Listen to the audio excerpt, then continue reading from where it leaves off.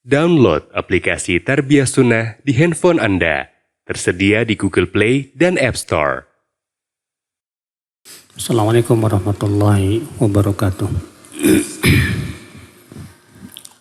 Innal hamdalillah nahmaduhu wa nasta'inuhu wa nastaghfiruh wa na'udzu billahi min shururi anfusina wa min sayyiati a'malina. Man yahdihillahu fala mudilla lahu wa man yudlil fala hadiya lahu. Wa asyhadu an la ilaha illallah wahdahu la syarika lah wa asyhadu anna Muhammadan abduhu wa rasuluh. Qala Allah Ta'ala fi kitabihil karim, ya ayyuhallazina amanu taqullaha haqqa tuqatih wa la tamutunna illa wa antum muslimun, amma ba'd. Kita lanjutkan ayol ikhwan kitab Mujmal Usul Aqidah Ahlussunnah wal Jamaah. Kita masuk ke poin 5. Beliau berkata, al-hukmu bi ghairi ma anzalallah kufrun akbar. Berhukum dengan selain apa yang Allah turunkan itu masuk dalam kufur besar. Waqad yakunu kufran duna kufrin.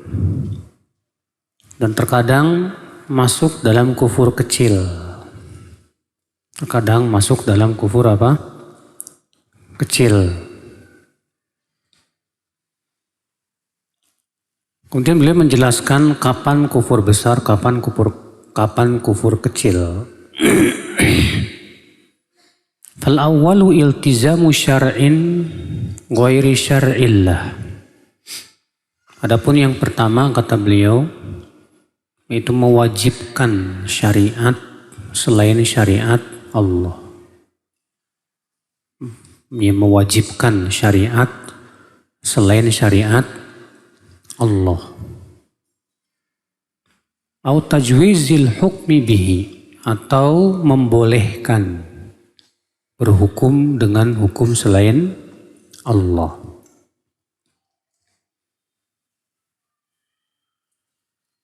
Jadi menurut beliau orang yang mewajibkan syariat selain syariat Allah, ya, itu termasuk kufur besar atau membolehkan. Wasani yang kedua yaitu kufur kecil, al-udulu an syar'illah, itu menyimpang dari syariat Allah fi waqi'atin muayyanah, dalam kejadian tertentu, lihawan, karena mengikuti hawa nafsu, ma'al iltizam bi syar'illah, disertai dengan mewajibkan syariat Allah. Makna iltizam di sini artinya mewajibkan, Mas. Iya. Di sini menurut beliau bahwa kufur kecil kalau dia menyimpangnya dalam kejadian tertentu saja. Namun pendapat beliau ini saya katakan batil, tidak benar. Kenapa? Karena bertabrakan dengan dalil. Kejadian di zaman Rasulullah SAW itu Najasyi. Najasyi masuk Islam tidak, Pak? Masuk Islam. Setelah masuk Islam berhukum dan hukum Allah tidak, Pak? Tidak. Apakah Rasulullah mengkafirkan Najasyi? Tidak. Dan Najasyi berhukum dan tidak berhukum, dan hukum Allah itu bukan dalam kejadian tertentu saja. Bahkan dalam hampir seluruh kejadian. Tapi ternyata Rasulullah tidak mengkafirkan Najasyi. Makanya perkataan beliau di sini bahwa yang termasuk kufur kecil yaitu menyimpang dari syariat Allah dalam kejadian tertentu saja, ya, Maka ini tidak ada dalilnya sama sekali. Justru bertabrakan dengan apa? Dalil.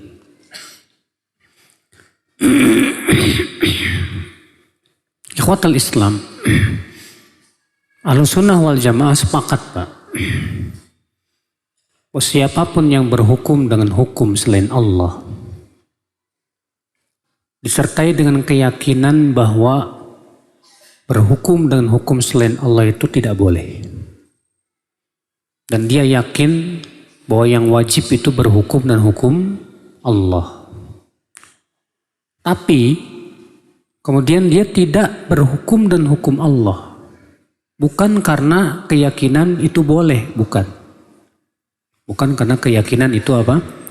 Boleh. Tapi karena misalnya ngikutin hawa nafsu. Atau yang kedua karena misalnya takut.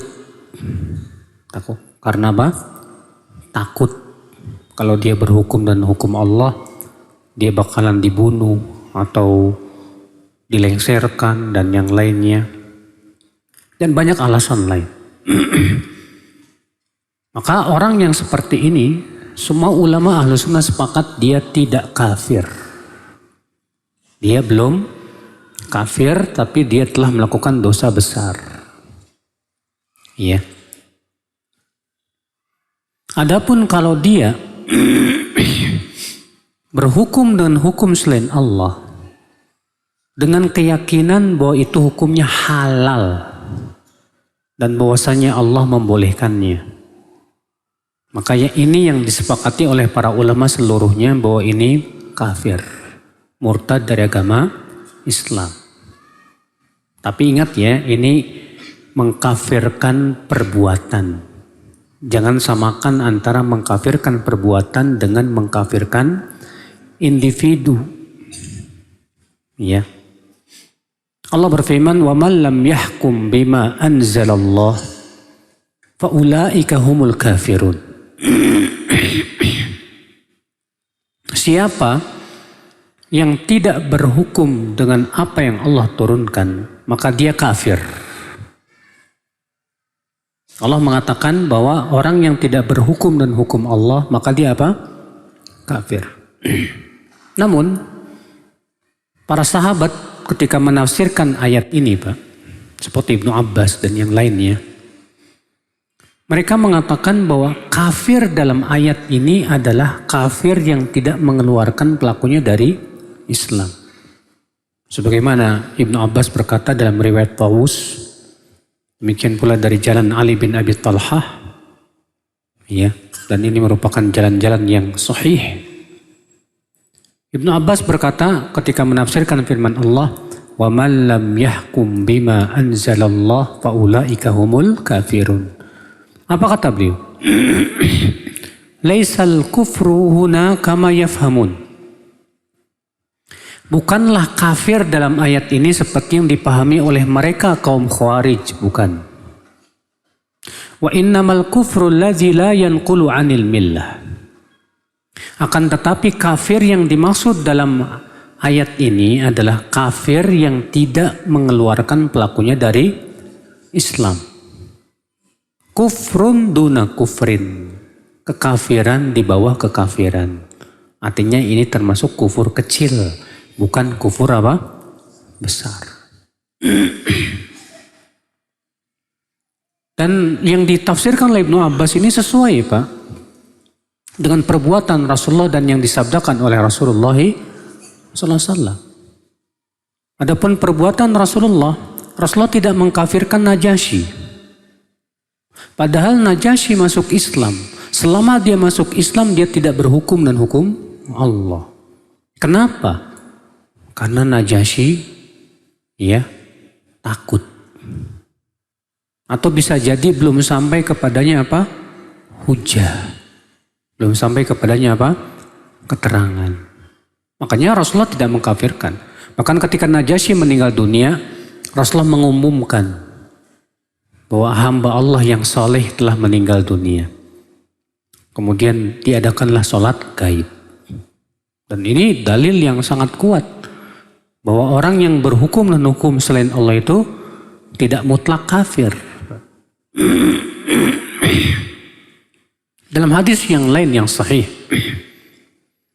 Rasulullah SAW mengabarkan akan munculnya pemimpin-pemimpin yang tidak berhukum dan hukum Allah. Dalam riwayat Muslim, dalam sahihnya, Rasulullah SAW sabda, sayakunu ba'di umara, akan muncul setelahku nanti pemimpin-pemimpin. Yastannuna bighari sunnati wa yahtaduna bighari hadi. Mereka akan mengambil sunnah selain sunnahku dan mengambil petunjuk selain petunjukku. Tuh lihat. Rasulullah mengatakan nanti akan muncul pemimpin-pemimpin setelahku yang mengambil sunnah selain sunnah Rasulullah SAW dan mengambil petunjuk selain petunjuk Rasulullah SAW. Sekarang kalau petunjuk selain Rasul itu apa Pak? Kalau mereka mengambil selain petunjuk Rasulullah, petunjuk siapa? Pasti petunjuk buatan manusia. Kalau mereka mengambil sunnah selain sunnah Rasulullah, sunnah siapa? Pasti sunnah buatan manusia. Tapi apakah dalam hadis itu Rasulullah mengkafirkan? Bahkan kemudian Rasulullah bersabda lagi, wasayaqumu fihim rijal qulubuhum qulubus syayatin. Bahkan nanti akan ada pada mereka pemimpin-pemimpin itu orang-orang yang hatinya bagaikan hati setan dalam badan manusia. Hatinya hati setan tapi berbadan apa? Manusia. Saking jahatnya ini pemimpin. Lalu ada seorang sahabat bertanya, ya Rasulullah, kalau kami menemukan pemimpin seperti itu, apa yang kau perintahkan kepada kami? Kata Rasulullah SAW apa? Isma wa ati. Tetaplah dengar dan taat. Maksudnya dalam perkara yang ma'ruf. Bukan dalam perkara maksiat. Iya. Lihat Nabi SAW tetap menyuruh kita mendengar dan taat. Dalam riwayat yang lain para sahabat bertanya, ya Rasulullah, itu Rasulullah mengabarkan akan adanya pemimpin-pemimpin yang kalian ingkari dia. Yang kalian apa? Ingkari dia. Kata Rasulullah SAW apa? Siapa yang mengingkari dengan hatinya, ya selamat. Siapa yang mengingkari dengan hatinya, dia apa? Selamat. Faman angkara faqad bari.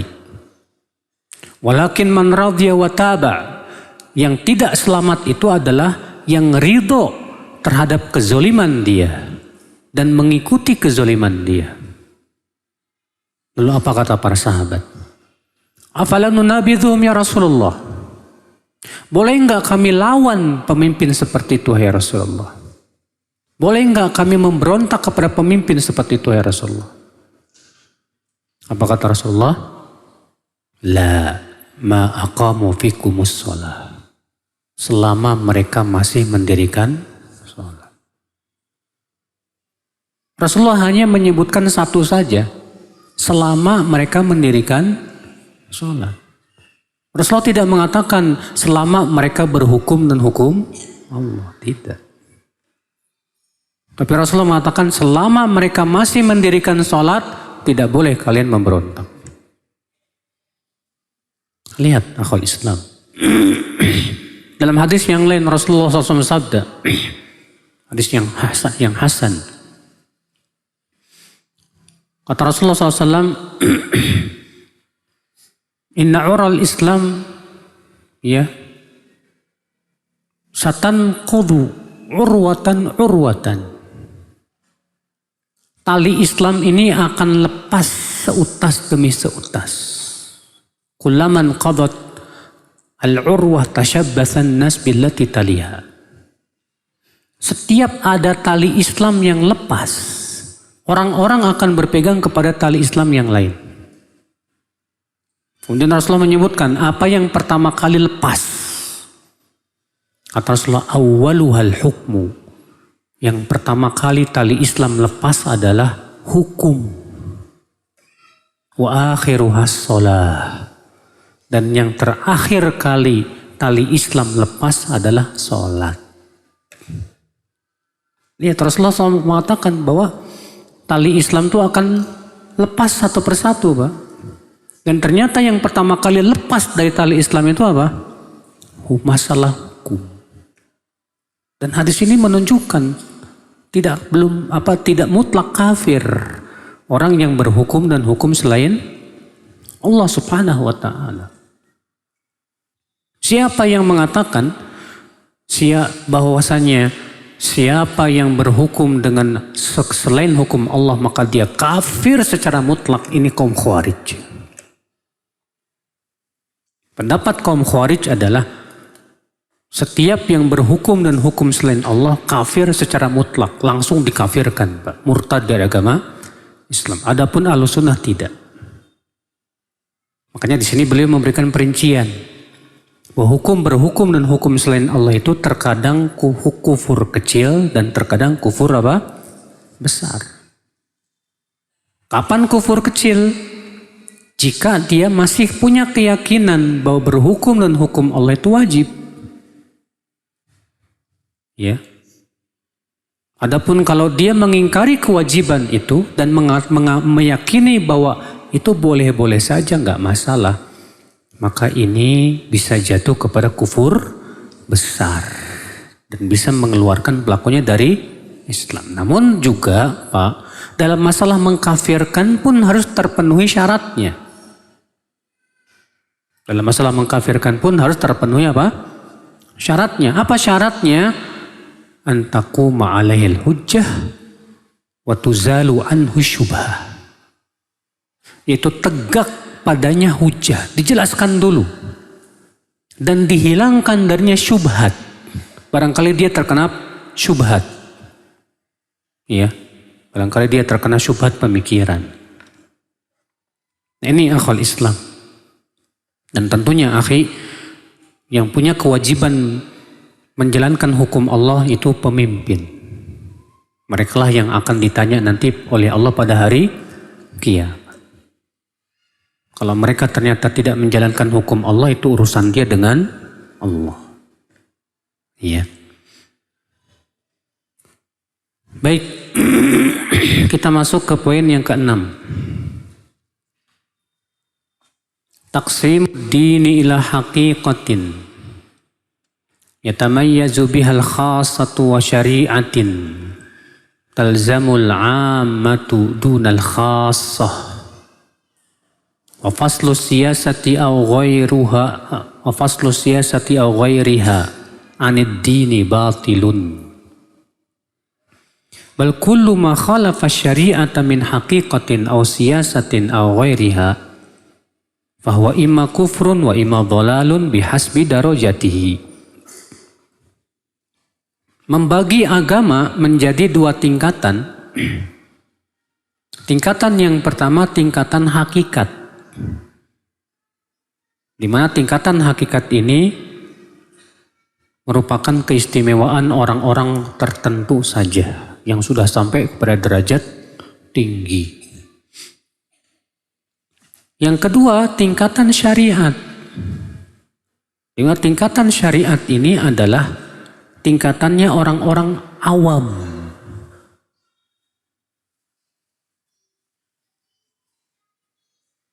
Demikian pula memisahkan siasah politik atau yang lainnya dari agama adalah batil.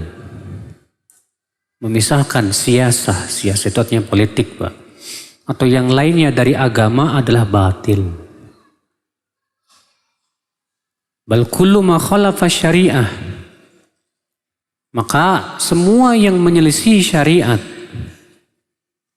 baik ia tingkatan hakikat ataupun masalah siasat ataupun yang lainnya, maka ini kufur atau kesesatan sesuai dengan derajatnya. Sini beliau akhi menyebutkan tentang keyakinan orang-orang tasawuf, Pak. Orang-orang sufi di mana mereka punya keyakinan bahwa agama itu ada 2 tingkatan, Mas. Tingkatan yang pertama yaitu tingkatan hakikat. Dan tingkatan yang di bawahnya adalah tingkatan syariat. Apa itu tingkatan syariat? Itu tingkatan untuk orang-orang awam, di mana mereka wajib melaksanakan syariat. Wajib sholat, wajib zakat, wajib puasa, wajib haji, wajib umroh. Demikian pula wajib meninggalkan larangan yang diharamkan. Ya. Saudaraku seiman. Nanti kata mereka, kalau sampai derajat hakikat. Derajat apa? Hakikat. Kapan disebut derajat hakikat? Kalau melewati fase, Pak. Ya. Di mana mereka melewati fase fana. Jadi untuk sampai derajat hakikat itu ada wirid-wirid tertentu, Pak. Kemudian kasyaf, mukasyafah, terbukanya tirai gaib. Ya. Kemudian nanti akan ada suatu masa sebelum sampai kepada derajat wali, agak sedeng dikit. Mereka menyebutnya dengan istilah majdub. Istilah apa? Majdub. Iya. Antum pernah lihat di YouTube ya. Orang agak gila gitu. Wah, ini mau jadi wali, ini diagung-agungkan. Kalau sudah sampai derajat yang tinggi, mereka sampai kepada derajat hakikat. Wali. Maka ini tidak perlu ikut syariat Nabi. Gak perlu sholat lagi, gak perlu puasa lagi, gak perlu meninggalkan larangan. Bahkan ya, murid-murid mereka apa? Sampai punya keyakinan bahwa wali fulan itu kalau minum arak itu sampai kerongkongan jadi air katanya, Pak. Benar, Pak. Saya dengar sendiri dari sebagian mereka. Sampai mereka mengatakan begitu. Jadi kalau wali beda sama kita katanya. Mereka minum arak itu nggak masalah buat mereka karena sampai kerongkongan udah jadi air itu. Masya Allah. Nah ini akal Islam. Ini merupakan keyakinan tasawuf. Keyakinan apa? Tasawuf. Dan mereka berusaha mencari-cari dalil untuk membenarkan pendapat mereka. Mereka berdalil dengan sebuah hadis di mana Rasulullah SAW bersabda, Allah Ta'ala berfirman, فَإِذَا أَحْبَبْتُهُ فَكُنْتُ سَمْعَهُ الَّذِي يَسْمَعُ بِهِ وَبَصَرَهُ الَّتِي يُبْصِرُ بِهِ الَّذِي يُبْصِرُ بِهِ وَيَدَهُ الَّتِي يَبْطِشُ بِهَا وَرِجْلَهُ الَّتِي يَمْشِي بِهَا. Kalau aku sudah mencintai dia, aku akan jadi pendengaran yang ia mendengar dengannya. Aku akan menjadi penglihatan yang ia melihat dengannya. Aku akan menjadi tangan yang ia bergerak dengannya.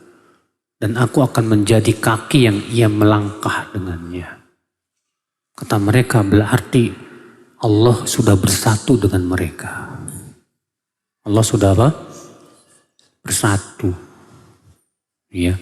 Makanya mereka punya keyakinan bahwa wali itu ya bersatu dengan Allah. Ini namanya disebut istilahnya kalau bahasa Jawa manunggaling. Ya. Yang merupakan ajarannya Syekh Siti Jenar. Dan keyakinan manunggaling ini ada 2 macam, Pak. Nah, ini sebetulnya pernah saya bahas juga di sini pada beberapa poin yang lalu. Ya. Yang pertama, keyakinan Ibnu Arabi yang meyakini bahwa Allah bersatu dengan makhluk-makhluknya. Sehingga mereka punya keyakinan bahwa yang kita lihat di alam semesta itulah wujudnya Allah. Sampai Ibnu Arabi berkata apa? Tidaklah babi dan anjing kecuali perwujudan Allah. Makanya Ibnu Arabi Pak dikafirkan oleh banyak ulama. Imam Ghazali mengkafirkan Ibnu Arabi. Ya, bahkan sebagian menghikayatkan adanya ijma. Para ulama sepakat akan kekafirannya Ibnu Arabi. Karena mereka punya keyakinan bahwa Allah bersatu dengan apa? Semua makhluk. Bersatu dengan semua apa? Makhluk.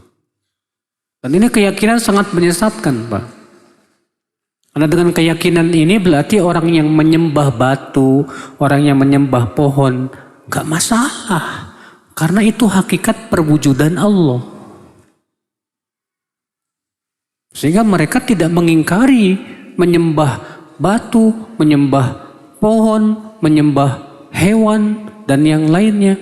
Karena itu tadi keyakinannya.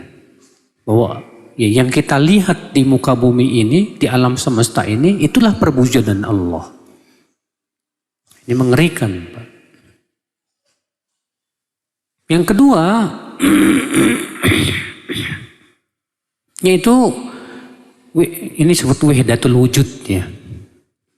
Yaitu Allah bersatu dengan orang-orang tertentu saja. Itu para wali. Para apa? Para wali.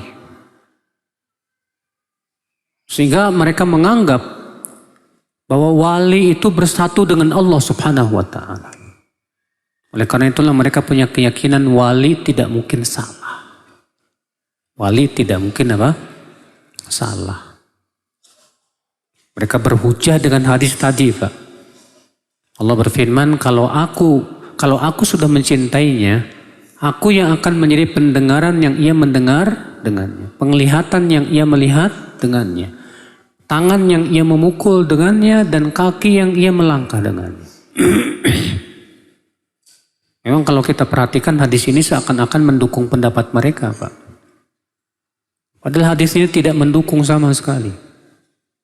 Tidak mendukung keyakinan mereka Allah bersatu dengan wali. Karena disebutkan dalam akhir hadis itu apa? Wala in sa'alani la'u'tiyanna. Jika ia minta kepadaku, pasti aku akan beri. Nah, kalau dia sudah bersatu dengan Allah, ngapain lagi harus minta? Wala in ista'adani la'u'idhanna. Jika ia meminta perlindungan kepadaku, aku pasti lindungi dia. Kata para ulama, akhir hadis ini membantah keyakinan ya orang-orang tasawuf tadi, Pak. Maka Ibnu Taimiyah rahimahullah membantah keyakinan wahdatul wujud ini dengan ilmu kimia, Pak. Beliau mengatakan bersatunya dua unsur tidak lepas dari tiga keadaan. Kalau ada dua unsur bersatu, tidak lepas dari tiga keadaan. Keadaan yang pertama, unsur A ikut unsur B. Keadaan yang kedua, unsur B ikut unsur A. Keadaan yang ketiga, membentuk unsur yang baru. Membentuk unsur yang baru. Contoh misalnya oksigen dengan hidrogen. Ketika bertemu, ya, jadi H2O. Atau air, jadi air, ya. Jadi bentuk baru tuh. Nah sekarang kata beliau, Allah bersatu dengan makhluk. Imma Allah mengikuti sifat makhluk. Berarti Allah makan, Allah minum, Allah kawin. Mustahil. Atau makhluk ikut sifat Allah. Gak makan, gak minum, gak kawin. Ini pun mustahil.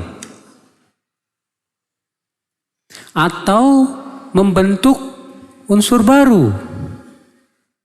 Persatuan antara manusia dengan Allah. Nggak ada juga. Maka dari seluruh sisi keadaan batil, akhi. Ya, tidak mungkin Allah bersatu dengan apa? Makhluk. Sama sekali tidak. Makanya Ahlus Sunnah punya keyakinan bahwa Allah beristiwa di atas Arasy, berpisah dengan makhluknya. Ya. Nah ini saudaraku seiman, rahimani wa rahimakumullahu jami'an. Makanya pembagian agama menjadi hakikat dan syariat ini batil, Pak. Ini apa? Batil. Kemudian, akhi, yang benar pembagian itu adalah bahwa agama kita dibagi menjadi 3 tingkatan. Itu yang ditunjukkan oleh hadis Jibril. Apa itu? Yaitu yang pertama tingkatan Islam. Kemudian naik tingkatan iman.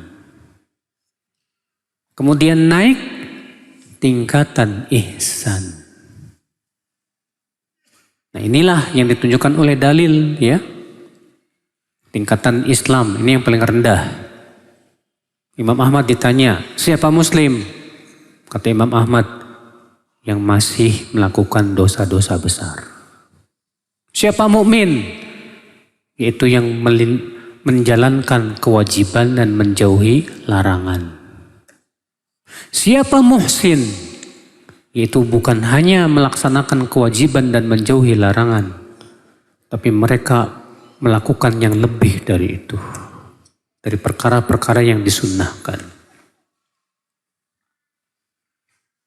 Nah, pembagian inilah yang benar, yang ditunjukkan oleh dalil itu dalam hadis Jibril, di mana Jibril mengajarkan kepada Rasulullah SAW dan para sahabatnya, ya, tentang 3 tingkatan ini.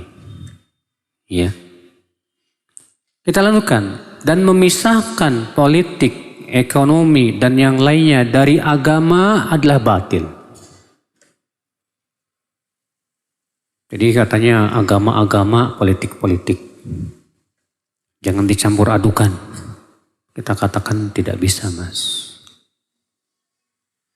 Semua masalah dunia tidak boleh lepas dari masalah agama. Karena Islam sudah menjelaskan segala sesuatu. Islam sudah sempurna.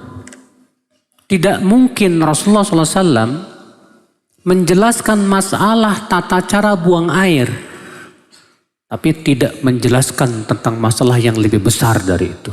Gak mungkin, Pak. Bayangkan masalah buang air. Adab-adabnya sampai ada 12 adab. Itu masalah kecil. Masalah akidah, masalah siasa, masalah-masalah yang lebih besar. Ternyata Islam tidak mengaturnya. Gak mungkin, Pak. Gak mungkin. Jangan pisahkan agama dengan apa? Udah masuk. Udah met lagi. Ya, jangan pisahkan. Kewajiban kita jadikan parameter itu adalah agama. Adapun yang lain yang ikut, kita lihat bagaimana hukumnya secara agama. Halal tidak, haram atau tidak. Dalam masalah politik apalagi, kita harus lihat bagaimana politik Islam.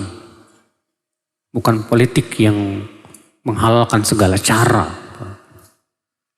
Iya. Tapi politik yang sesuai dengan Islam. Siasah syar'iyah yang sudah dibicarakan oleh para ulama dalam kitab-kitab mereka. Ini saudaraku sekalian ya. Jadi memisahkan agama dengan urusan dunia adalah merupakan perkara yang sesat. Jangan pisah-pisahkan. Karena Allah sudah menjelaskan segala sesuatu. Demikian. Sepertinya sudah masuk Isya. Wabillahi taufik. Assalamualaikum warahmatullahi wabarakatuh. Alhamdulillah. Wassalatu wassalamu ala rasulillah. نبينا محمد وعلى آله وصحبه ومن والاه وأشهد أن لا إله إلا الله وحده لا شريك له وأشهد أن محمدا عبده ورسوله. قال الله تعالى في كتابه الكريم: يا أيها الذين آمنوا اتقوا الله حق تقاته ولا تموتن إلا وأنتم مسلمون. Amma ba'd. Kita lanjutkan sedikit, baru kita buka tanya jawab. Lalu kata beliau, bal kullu ma khalafa syariah. Justru semua yang menyelisih syariat min haqiqatin aw siyasatin aw ghairiha, baik itu berupa hakikat atau siasat atau yang lainnya, fahuwa imma kufrun wa imma dhalal, maka ia tidak lepas dari dua. Jika tidak kufur, maka itu kesesatan. Bihasbi darajati, disesuaikan dengan derajatnya. Artinya semua perkara yang menyimpang dari syariat tidak lepas dari dua perkara tadi. Bisa jadi terkadang sampai kepada derajat kufur dan pelakunya murtad dari agama Islam. Contoh misalnya, ya, orang yang meyakini bahwa zina itu halal, bahwa riba itu boleh-boleh saja, bahwasannya ya mencuri itu boleh. Yang seperti ini disebut oleh para ulama sebagai juhud, dan itu masuk dalam kufur besar yang bisa mengeluarkan pelakunya dari apa? Islam. Ataupun mengkafirkan pelakunya, tentu sudah kita sebutkan tadi, ya, harus dipenuhi padanya syarat-syarat kafir mengkafirkan. Adapun kesesatan, seperti misalnya, ya, orang yang punya pemikiran-pemikiran yang menyesatkan, seperti keyakinan Khawarij, keyakinan Murji'ah, keyakinan Mu'tazilah, ya, dan itu semua sesat. Kenapa disebut sesat? Karena tidak sesuai dengan Al-Quran, hadis, dan ijma. Seperti orang Khawarij punya keyakinan bahwa orang yang melakukan dosa besar, maka dia apa? Kafir. Kalau di Indonesia, keyakinan Khawarij itu kayak LDII, Pak. Yang punya keyakinan bahwa di luar kelompoknya kafir semuanya. Yang tidak mau baiat kepada imamnya kafir. Iya. Jadi kita yang nggak mau baiat kepada LDI ini, Pak, nggak mau ikut-ikutan, kafir udah, najis. Ini jelas keyakinan apa? Khawarij. Hanya karena tidak mau baiat dengan alasan katanya, berdasarkan hadis, man mata walisa fi unuqihi bai'ah mata mitatan jahiliyah. Siapa yang meninggal dalam keadaan tidak berbaiat, maka matinya bangkai jahiliyah. Lalu mereka menafsirkan sendiri bahwa yang dimaksud dengan mati bangkai jahiliyah, mati kafir. Padahal tidak ada satupun ulama yang berpendapat demikian. Para ulama menjelaskan yang dimaksud dengan mati di atas bangkai jahiliyah artinya di atas perangai jahiliyah. Dan ini tidak mengharuskan pelakunya kafir, walaupun ia jatuh pada dosa. Ya. Dan mereka menafsirkan makna baiat itu kepada imam yang mereka angkat. Padahal imam yang dimaksud di sini imam yang diakui oleh seluruh umat Islam. Imam yang mempunyai kekuasaan. Ini namanya kesesatan, Mbak, dalam memahami hadis Nabi Shallallahu Alaihi Wasallam. Nah ini akal Islam saudaraku sekalian. Allahu alam, demikian kita buka tanya jawab. Naam.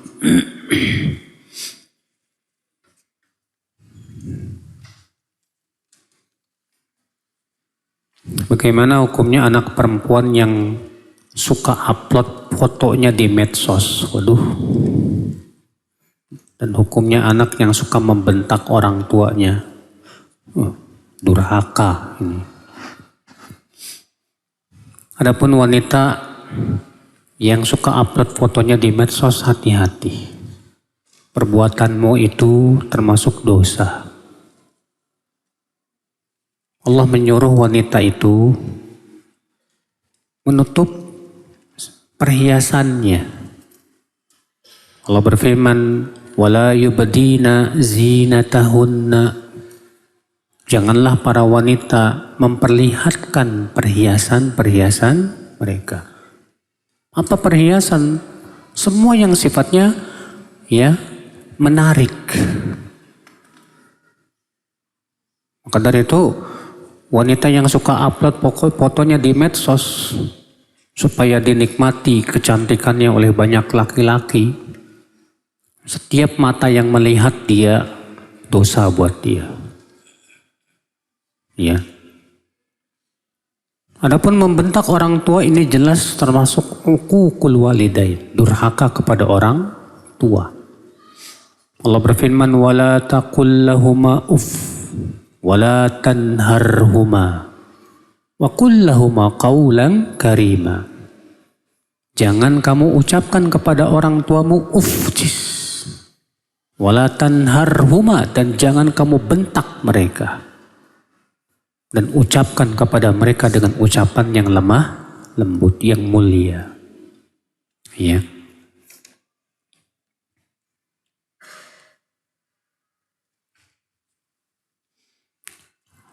Seseorang dihukum karena dianggap melanggar undang-undang tanpa proses sidang pengadilan. Tapi orang tersebut ridho dan sabar karena menganggap hal itu adalah proses pengguguran dosa dan mengambil hikmah. Boleh enggak Ustadz?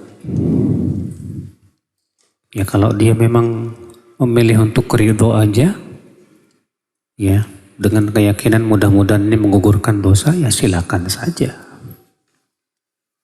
Ya, tapi masalahnya dia kok dihukum tanpa ada proses, kan aneh ini. Harusnya kan semua yang namanya hukum harus melalui peradilan. Hatta dalam Islam, untuk menegakkan hukum kisos, hukum potong tangan, ya hukum rajam, harus ada peradilan dulu. Seorang qadhi tidak sembarangan langsung kisos aja, langsung rajam aja, nggak bisa. Harus dipastikan dulu tidak ada syubhat. Karena kaidah mengatakan al-hudud tudra'u bisyubuhat. Pelaksanaan hukum had bisa batal karena adanya syubhat. Syubhat itu artinya ketidaksamaran. Ya.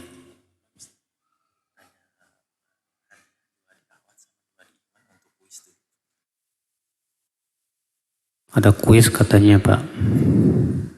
Satu ikhwan, satu akhwat. Oh. Pertanyaannya jadi 4. Masya Allah. Pertanyaan pertama buat ikhwan dulu.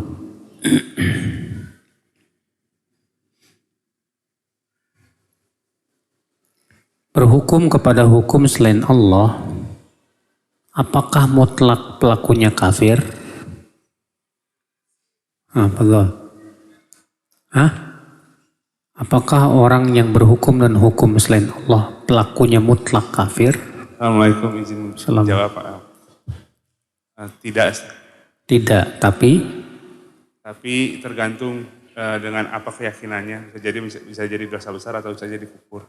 Ahsan, tabarakallah fik. Siapa nama antum, mana lupa? Iqbal. Iqbal, Masya Allah. Oh, untuk ikhwan aja 2. Untuk pertanyaan yang kedua, kapan berhukum dan hukum selain Allah itu menjadi kafir besar. Abdul, yang di belakang tuh. Kapan berhukum dan hukum selain Allah itu menjadi kafir besar? Mik.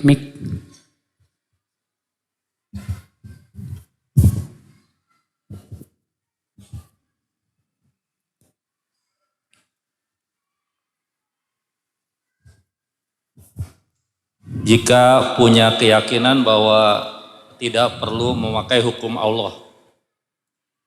Bila punya keyakinan bahwa tidak perlu hukum Allah. Maksudnya gimana nih?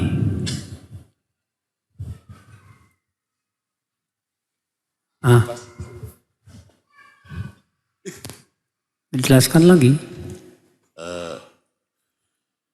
Jika kondisinya tidak memungkinkan untuk memakai hukum Islam. Apa? Jika tidak memungkinkan memakai hukum Islam. Seperti Raja Najasyi. Pertanyaannya cuma jawabannya beda jauh nih Pak. Ada yang bisa jawab? Fadhal.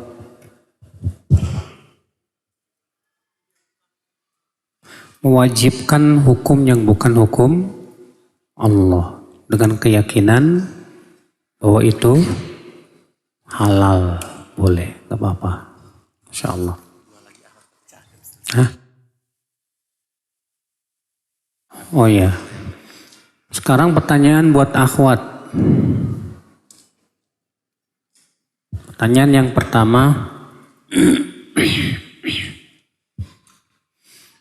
berasal dari pemahaman apa pembagian agama menjadi dua, hakikat dan syariat?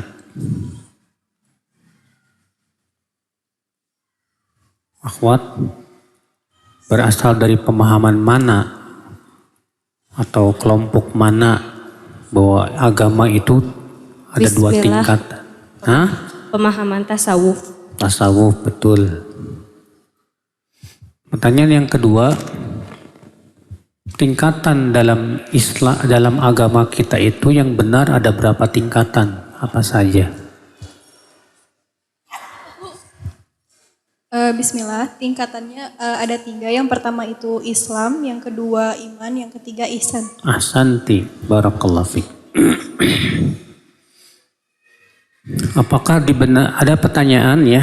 Kita kembali kepada pertanyaan.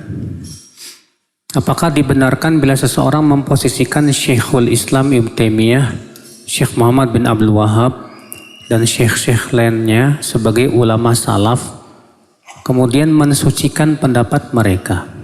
Apakah ini termasuk fanatik? Mensucikan pendapat siapapun tidak boleh. Ini keyakinan Ahlus Sunnah wal Jamaah. Tidak pernah salafus soleh dari kalangan sahabat, tabi'in, tabi'ut tabi'in, Pak, mengajarkan kita untuk mensucikan seseorang kecuali Rasulullah SAW. Ibnu Abbas ketika menyampaikan hadis tentang masalah haji tamattu, lalu ada orang yang berkata, Abu Bakar dan Umar mereka memilih haji ifrad. Apa kata Ibnu Abbas? Yushik an tanzila alaikum hijarah minas sama. Hampir-hampir turun kepada kalian batu dari langit. Aqulu lakum qala Rasulullah wa taquluna qala Abu Bakar wa Umar. Aku sampaikan kepada kalian, Rasulullah bersabda, kalian malah menyampaikan kepadaku perkataan Abu Bakar dan Umar. Kita ya akhi Ahlus Sunnah tidak pernah mensucikan Syekh Muhammad bin Abdul Wahab, Syekhul Islam Taimiyah, dan para masyayikh yang lain yang enggak sama sekali. Kita mengikuti mereka yang sesuai dengan dalil. Itu kewajiban kita. Cuma masalahnya mereka-mereka yang memusuhi dakwah salaf menuduh kita ini mensucikan ulama-ulama ini. Ibnu Taimiyah, Karena kenapa? Karena kita sering membawakan perkataan mereka. Yang kita bawakan karena jelas berdasarkan dalil. Ya, kita tidak pernah mensucikan.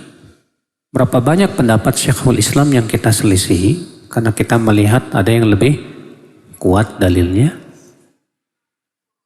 Syekh Muhammad bin Abdul Wahab, beliau juga manusia biasa. Tapi beliau Masya Allah orang yang berusaha untuk membersihkan Islam dari kesyirikan dan kebid'ahan serta penyimpangan-penyimpangannya.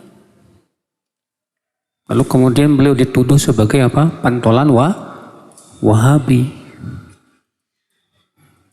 Kenapa? Karena beliau mengingkari syirik. Maka orang yang doyan syirik ngambek, Pak. Beliau mengingkari bid'ah, orang yang doyan bid'ah marah, Pak. Iya. Dan memang sudah sunatullah. Setiap orang yang berdakwah kepada tauhid akan banyak orang yang tidak suka kepadanya. Itu sudah sunatullah. Tapi kita tidak pernah mensucikan mereka. Kita hanya meyakini yang suci itu hanyalah Rasulullah SAW. Yang maksum itu hanya Rasulullah SAW saja.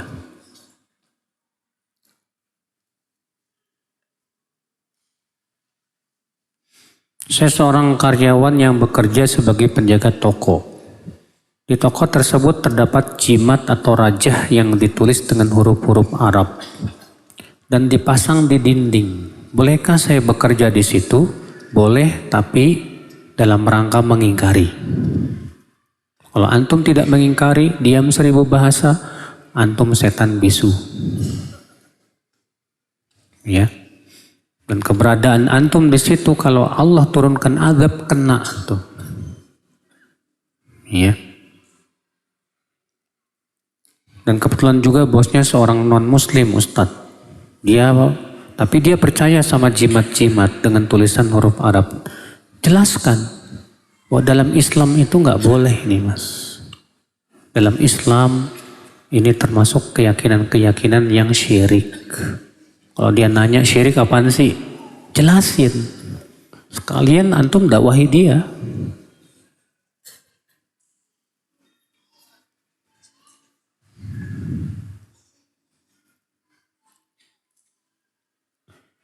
Bagaimana hukumnya dengan orang yang mencari magnet rezeki dengan menggunakan metode garpu tala? Aduh, saya nggak tahu ini metode apa ini. Ada yang tahu nggak? Metode garpu tala.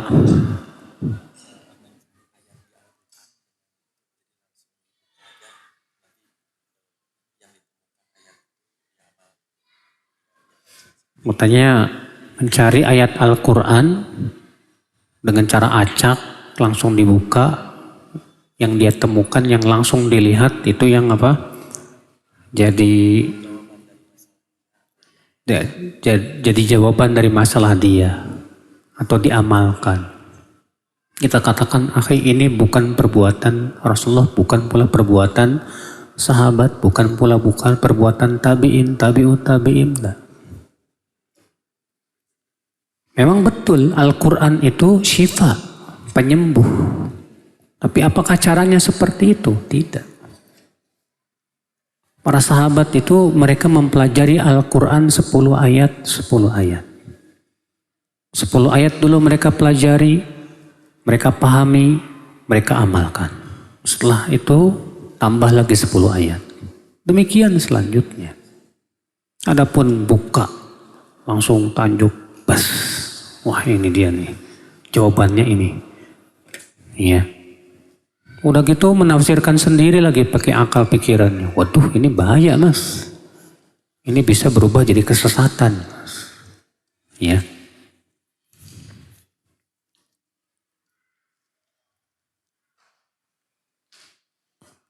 Nabi berpesan untuk tetap berada dalam sunnah sekalipun bersendirian. Sunnah yang benar seperti apa Ustadz? Mungkinkah kaum sufi dan wahdatul wujud juga merasa telah dalam sunnah? Jadi mereka merasa sudah benar sekalipun berbeda dengan yang kebanyakan yang lain. Jadi hanya karena mereka merasa benar, antum benarkan gitu. Hah? Akhi, Fir'aun ngerasa benar nggak? Fir'aun aja ngerasa benar, Mas. Buka tuh dalam surat Ghafir. Qala Fir'aunu ma urikum illa ma ara wa ma ahdikum illa sabila rasyad. Berkatalah Fir'aun, aku tidak memandang untuk kalian kecuali yang aku pandang baik. Dan aku tidak membimbing kalian kecuali kepada jalan kebenaran. Yang ngomong Fir'aun. Fir'aun ngerasa di atas kebenaran. Apakah hanya karena Fir'aun ngerasa di atas kebenaran lalu kita tidak boleh salahkan? Musibah. Semua orang yang tersesat, rata-rata mereka merasa tidak sesat. Ya. Maka tentu saudaraku, dalam menilai sesuatu itu benar atau salah, kita punya parameter yang jelas. Al-Quran, hadis, ijma. Ya. Nah, orang sufi yang dengan keyakinan wahdatul wujud, mana asalnya dari Rasulullah, para sahabat, para tabi'in? Tidak ada. Sama sekali. Dan itu pun mereka mencari-cari dalil yang dipaksakan supaya sesuai dengan keinginan mereka. Itu musibah, saudaraku seiman. Ya. Bolehkah kita menafsirkan Al-Quran sendiri dengan melihat terjemahan dalam Al-Quran? Karena bukankah kita diperintahkan untuk berpikir? Ya, antum berpikirnya pakai apa? Kalau hanya mengandalkan akal pikiran antum, sedalam apa ilmu Anda untuk menafsirkan Al-Quran? Karena menafsirkan Al-Quran gak sembarangan, Mas. Tafsirkan Quran dengan Quran, tafsirkan Quran dengan hadis, tafsirkan Quran dengan pendapat sahabat, tafsirkan Quran dengan pendapat tabi'in. Itu sudah belum fase-fase ini dilewati? Tiba-tiba antum nafsirin sendiri hanya karena kita disuruh berpikir. Akhirnya hasil pemikiran antum jadi sesat. Kayak orang N11 yang menafsirkan firman Allah, wallahu yad'u ila daris salam. Allah menyeru kepada Darussalam, dar negara, salam Islam. Artinya N11. Kan ngaco, Pak. Justru Pak, sumber kesesatan itu saat menafsirkan Quran dan hadis seenaknya. Barusan tadi saya berikan contoh, orang LDI yang menafsirkan hadis sendiri. Siapa yang meninggal dalam keadaan tidak baiat, matinya bangke jahiliyah. Musibah ya, makanya penting sekali kalau mau menafsirkan Quran dan hadis, kita harus tahu cara menafsirkan yang benar itu seperti apa. Betul kita disuruh berpikir, tapi akal pikiran kita ini harus lurus dalam berpikirnya. Harus lurus dalam apa? Dalam berpikirnya. Gak seenaknya, sesuai dengan apa yang menurut saya pahami. Siapa Anda? Ya.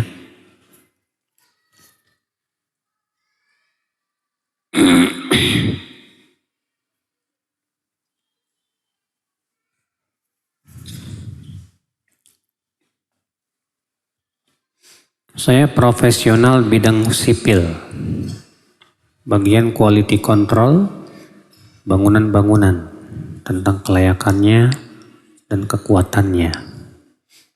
Kadang klien kami dari gedung-gedung gereja atau gedung tempat hiburan, kadang diskotek dan sejenisnya.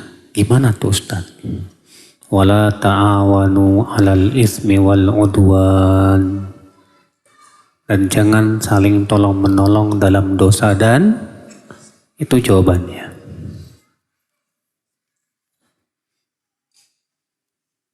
Mengenai kisah sahabat yang dikejar oleh Rasulullah SAW karena celananya isbal, lalu diketahui sahabat tersebut kakinya cacat, tetapi Rasulullah tetap menyuruhnya untuk meninggikan celananya. Hadis tersebut diriwayatkan oleh siapa Ustadz dan bagaimana kedudukan hadisnya? Hadis itu diriwayatkan oleh, subhanallah, saya lupa. Saya lihat dulu ya. Ini disahihkan oleh Syekh Albani dalam silsilah hadis sahih ya. Di jilid 6 halaman 406. Disahihkan oleh Syekh Albani dalam silsilah hadis sahih. Adapun siapa yang meriwayatkannya agak lupa. Ya, nanti Anda cari lagi ya. Yang jelas hadis itu disahihkan oleh Syekh Albani dalam silsilah hadis sahih. Pertanyaan berikutnya, ana seorang akhwat berambut panjang hitam lurus. Ini mau kenalan apa ya, gimana nih? Nggak punya uban. Ana tinggal di kosan di mana lingkungan kosan tidak ada yang beruban. Kedua, ana hampir tiap hari menemukan rambut putih di bawah bantal, kasur, lemari, dan lain-lain. Rambut putih kadang sepanjang telunjuk atau kelingking.